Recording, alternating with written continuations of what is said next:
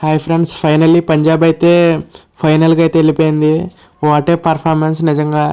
శ్రేయస్ అయ్యర్ అయితే 100గా మ్యాచ్ని అయితే గెలిపించాడు. ఇక ఎంఐ అయితే 200 రన్స్ కొట్టినప్పటికీ కేవలం శ్రేయస్ అయ్యర్ బ్యాటింగ్ వల్ల అయితే అదైతే డిఫెండ్ చేసుకోలేకపోయారు. అసలు వేసిన బాల్ వేసినట్టయితే 6 కొట్టారు.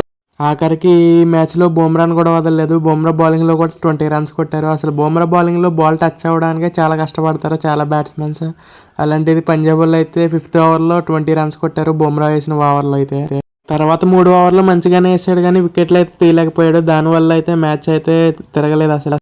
జోష్ ఇంగ్లీష్ అలాగే ప్రియాంశ్ ఆర్య అవుట్ అయ్యేటప్పటికి మ్యాచ్ ముంబైది అనుకున్నాం. కాకపోతే శ్రేయస్ అయ్యర్ వచ్చి చొక్కలు చూపించాడు ముంబై బౌలర్స్కి అయితే. నిజంగా శ్రేయస్ అయ్యర్ని ఎవరో గుర్తించట్లేదు కానీ ఢిల్లీని అలాగే మొన్న కేకేఆర్ని కప్పు కొట్టించాడు. అలాగే ఈసారి పంజాబ్ని కూడా ఫైనల్కి తీసుకెళ్లాడు. 2020లో ఎప్పుడో ఢిల్లీని కూడా ఫైనల్కి తీసుకెళ్లాడు. ఇంకా ఫైనల్ అయితే పంజాబ్ వర్సెస్ ఆర్సీబీ. మరి చూద్దాం ఏం జరుగుతుందో. Please like, share and subscribe to our channel. Thank you.